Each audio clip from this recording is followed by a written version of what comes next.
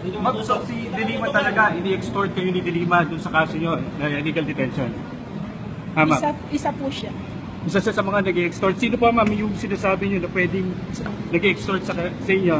Siya ba mismo in-extort yung pera? Yes or no lang ma'am? Sa inyo po ba in-extort mismo yung pera? Yes. Magkano pinag-uusapan dito ma'am?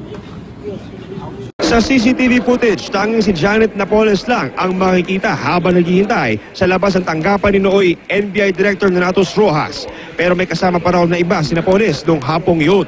Ayon kay dating NBI Deputy Director Attorney Reynaldo Esmeralda, naroon din daw ang isang Attorney Taridel Jun Bohol. Sinabi ni Esmeralda, si Bohol daw ay dating asawa ni Justice Secretary Laila De Lima. Nakita raw si Bohol ng 3 NBI agents. Curious na ako, nagtatanong lang tayo. I think it's better na lang na tanungin natin yung mga ahente na nandoon, na nakakita doon sa meeting na yan.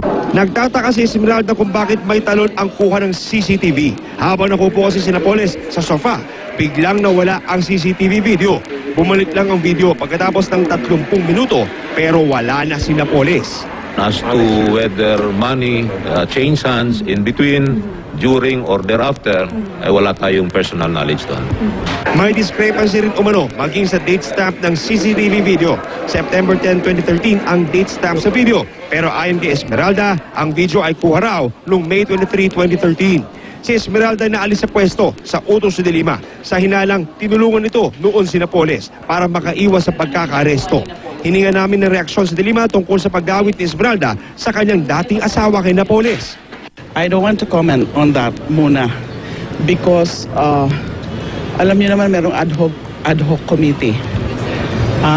Alam ko na yung istorya diyan, no? Because of course I became curious earlier, but I don't want to be saying things now that might preempt yung investigation ng ad hoc committee. Ang impormasyon tungkol sa CCTV ibinigay ni Esmeralda sa ad hoc committee na nag-iimbestiga sa kanyang isiniwalat na pag-ipag-usap noon ni Napoles sa ilang taga-NBI. Sinabi ni Esmeralda na bukod daw kay Rojas, nakipagpulong din si Napoles kay NBI Deputy Director Rafael Ragos. Inamin daw ni Ragos sa kanila na 3 beses siya nakipag-meeting kay Napoles matapos itong sampahan ng reklamong illegal detention ni Ben Hurluy. Si Ragos din daw ang nagpayo kay Napoles na sulatan si Pangulong Noynoy Aquino, bagay na ginawa naman umano ni Napoles. Kung yung advice niya ay pinakinggan ni Napoles, then meron siyang moral ascendancy over Napoles. Then sinunod niya yung advice niya, sumulat na si Napoles ay presidente. Itinanggi ni Ragos ang paratang, pero tumanggi siya magbigay ng panayam. Magsasalita raw muna siya sa ad hoc committee bilang paggalang sa investigasyon. Tiniyak naman ni NBI Director Virgilio Mendez na gagawin nila ang lahat para mailabas ang katotohanan. Of course. I'm always after the truth. Yeah. Sinisika pa rin namin makapanayam sina Villamor, Bohol at Rojas. Kahapon, nag-text si Rojas sa GMA News at nilinaw niyang walang irregularidad sa kanyang pagkikipagpulong kay Napoles. Wait until we revisit the Napoles case, Secretary or Senator De Lima. And I assure you, you will be horrified.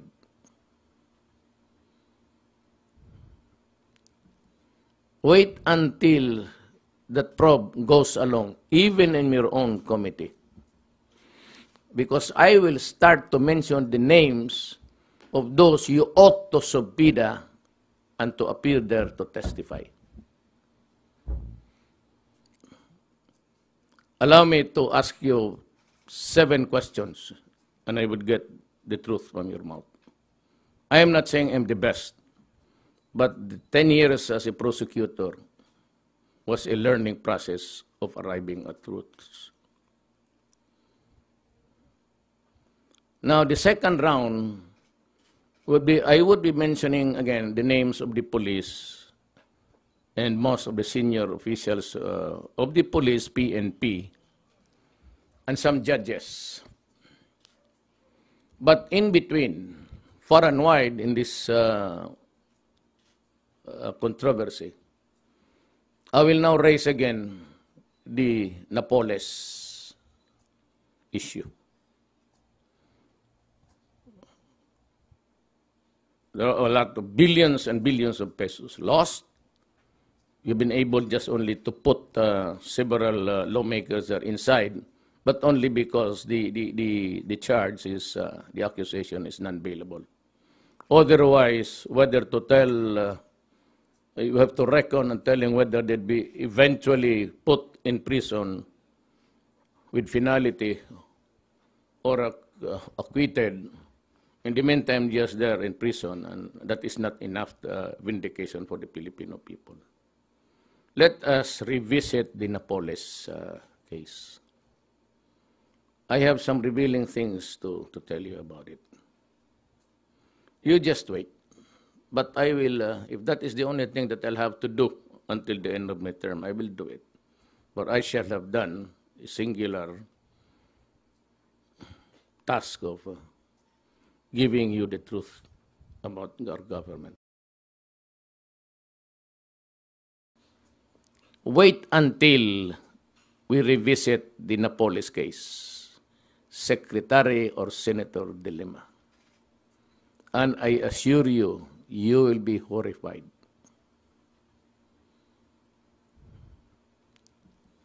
Wait until that probe goes along, even in your own committee.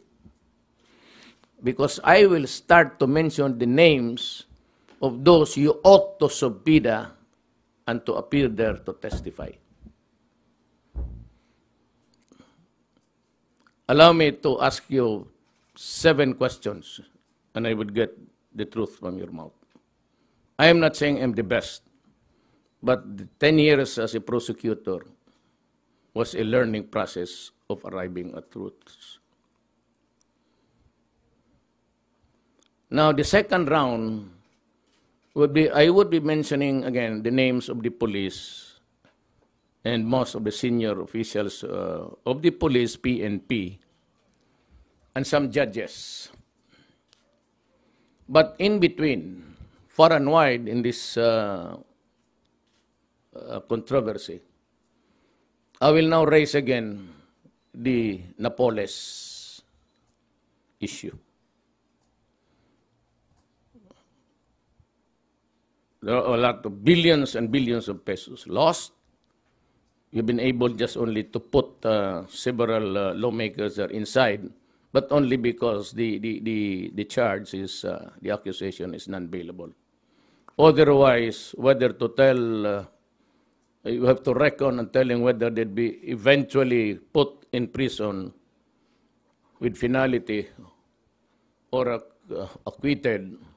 In the meantime, just there in prison, and that is not enough vindication for the Filipino people. Let us revisit the Napoles case. I have some revealing things to tell you about it. You just wait. But I will, if that is the only thing that I'll have to do until the end of my term, I will do it. But I shall have done a singular task of giving you the truth about our government. Meanwhile, the NBI believes the so-called Red Book of Napoles will be of great value to help shed light on the pork barrel scam. The details from this report. After submitting the hard disk containing the digital files of whistleblower Ben-Hur Louie, the National Bureau of Investigation is asking Janet Lim Napoles to turn in the so-called Red Book, which is in her custody. According to NBI Director Virgilio Mendez, the Red Book will be beneficial in the future investigation of the Bureau and will add more details regarding the pork barrel scam. It is true that based on the initial information or testimonies of the whistleblowers, including Mr. Ben-Hur Louie, that there is such a Red Book, and this seems to be very material in the investigation, then I will bring it up with the team that is investigating this case to have it produced. The Bureau has yet to begin their thorough probe on the PDAF scam as they're compiling all necessary supporting evidences, according to Mendez. The hard disk from Louie contains 31,700 pages of documents. Mendez said that this case will be a huge undertaking for the Bureau and many transactions and personalities are involved in the PDAF scam. This is really a big case. a lot of people have been involved, a lot of transactions are to be considered, so a lot of documents has to be reviewed, and these documents has to be identified one by one before we can utilize them as part of the evidence of the case that we might consider or filing. What is important, according to Mendez, is to give all individuals linked to the so-called Napoles due process. That will happen only after we will have sufficient evidence to confront these people who are listed. Kung wala naman, what will you tell these officials? Only the list?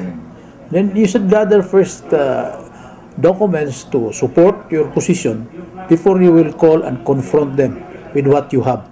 If there is nothing, then it is also useless to call them to the office.